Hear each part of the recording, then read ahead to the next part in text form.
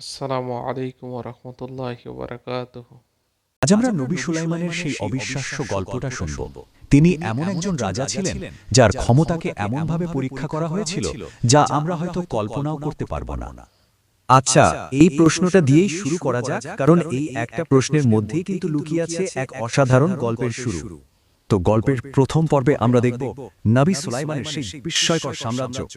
এটা আসলে কোনো সাধারণ রাজ্য ছিল না, এটা ছিল খুদ আল্লাহর তরফ থেকে দেওয়া এক বিশাল উপহার। এই যে সিংহাসনটা দেখছেন, এটা কিন্তু শুধু সোনা বা হিরে দিয়ে গড়া ছিল না। জিনদের তৈরি এই সিংহাসনটা ছিল প্রযুক্তি আর জাদুর এক অবিশ্বাস্য মিশ্রণ, যা ছিল তার ক্ষমতার প্রতীক। একবার ভাবুন তো, যখন তিনি প্রথম সিঁড়িতে পা রাখতেন, পুরো সিংহাসনটা ঘুরতে শুরু করত, আর সোনার ঈগল উড়ে এসে তার মাথায় মুকুট পরিয়ে দিত। কি অসাধারণ, তাই না? তার রাজ্যের বিশালতার সাথে তার ব্যক্তিগত জীবনের এই বৈপরীত্যটা দেখুন। একদিকে লক্ষ লক্ষ সৈন্যের খাবারের ব্যবস্থা হচ্ছে, আর অন্যদিকে তিনি নিজের খাবারের জন্য খেজুর পাতার ঝুড়ি বানাচ্ছেন। এটা তার বিনয় আর আল্লাহর প্রতি নির্ভরতার এক দারুণ উদাহরণ। এবার আমরা দেখব তার জীবনের প্রথম বড় পরীক্ষা, কিভাবে এক মুহূর্তে তিনি তার ক্ষমতার মূল উৎসটা হারিয়ে ফেলেছিলেন। এই আংটিটা কোনো সাধারণ গয়না ছিল না, একদমই না। এটাই ছিল আল্লাহর দেওয়া ক্ষমতার আসল প্রতীক।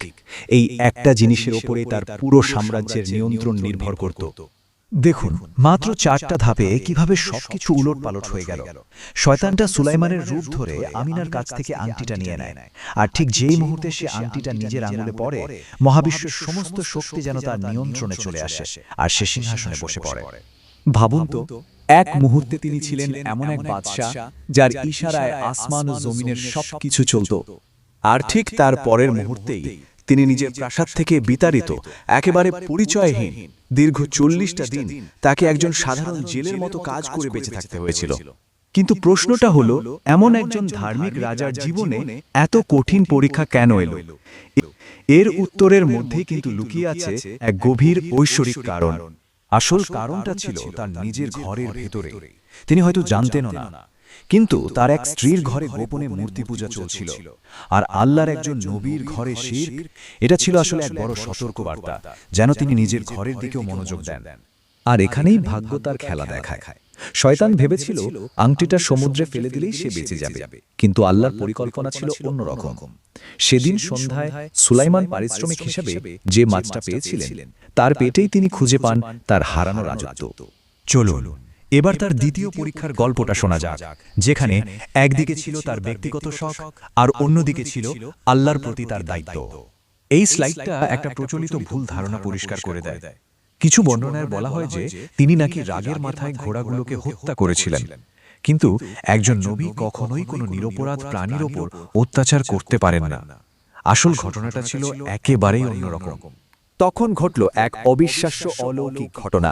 সুলাইমানের দোয়ায় আল্লাহ অস্ত যাওয়া সূর্যকে আবার আকাশে ফিরিয়ে আনলেন, শুধুমাত্র তার আসরের নামাজটা আদায় করার জন্য। এ থেকেই বোঝা যায় আল্লাহর কাছে তার নবীর ইবাদত কতটা মূল্যবান ছিল। এবার আমরা তার তৃতীয় এবং সবচেয়ে ব্যক্তিগত পরীক্ষার দিকে যাব, যা ছিল একটা মানবিক ভুল এবং সামান্য অহংকারের ফল। এই শব্দটা বোঝা খুব জরুরি। এটা শুধু একটা বাক্য না, বরং এটা একটা বিশ্বাস যে সবকিছুর চূড়ান্ত ক্ষমতা একমাত্র আল্লাহর হাতেই। সুলাইমান এই মহৎ ইচ্ছাটা প্রকাশ করেছিলেন, কিন্তু আবেগের বশে তিনি একটা খুব গুরুত্বপূর্ণ শব্দ বলতে ভুলে গিয়েছিলেন, ইনশাআল্লাহ। আর এই ছোট্ট একটা ভুলের পরিণাম হলো অনেক বড়। এটা ছিল একটা গভীর শিক্ষা। আল্লাহর ইচ্ছা ছাড়া কিছুই সম্ভব নয়, এমনকি সেটা যদি কোনো নবীর ইচ্ছাও হয়। এবার আমরা গল্পের একেবারে শেষ পর্বে চলে এসেছি, যেখানে তার পরীক্ষা চূড়ান্ত পর্যায়ে পৌঁছায় এবং তিনি মুক্তির পথ খোঁজেন। দৃশ্যটা একটু কল্পনা করুন তো, দরবার চলছে, আর হঠাৎ করে মৃত্যুর ফেরেশতা মানুষের রূপ ধরে এসে তার সেই একমাত্র অপূর্ণাঙ্গ শিশুটির দিকে এক দৃষ্টে তাকিয়ে আছেন। এই দৃশ্যটা সুলাইমানের মনে ভয় ধরিয়ে দিয়েছিল। পুত্রের ভালোবাসায় তিনি ভাগ্যকে অস্বীকার করার একটা মরিয়া চেষ্টা করেন। তিনি জিনদের শক্তি ব্যবহার করে তার ছেলেকে মেঘের মধ্যে লুকিয়ে রাখার সিদ্ধান্ত নিলেন। কিন্তু নিয়তিকে কে খণ্ডাতে পারে বলুন? তিনি যে পরিকল্পনাটা করেছিলেন, সেই পরিকল্পনায় তার ছেলেকে মৃত্যুর নির্ধারিত জায়গায় পৌঁছে দেয়। মেঘের মধ্যে মৃত্যুর ফেরেশতা আগে থেকেই অপেক্ষা করছিলেন। শিশুটির নিষ্প্রাণ দেহ যখন তার সিংহাসনে এসে পড়ল, তখন তিনি আত্মসমর্পণের চূড়ান্ত শিক্ষাটা পেলেন। এই ঘটনার পর তিনি অনুতপ্ত হয়ে আল্লাহর কাছে ক্ষমা চাইলেন এবং এমন এক অনন্য রাজত্বের জন্য দোয়া করলেন যা আর কাউকে দেওয়া হবে না। আল্লাহ তার দোয়া কবুল করেন, যা তার উত্তরাধিকারকে চিরস্থায়ী করে তোলে। আর আমাদের জন্য এক গভীর প্রশ্ন রেখে যায়, চূড়ান্ত ক্ষমতার মালিক হয়েও একজন মানুষ কিভাবে বিনয় এবং আত্মসমর্পণের শিক্ষা পেতে পারে?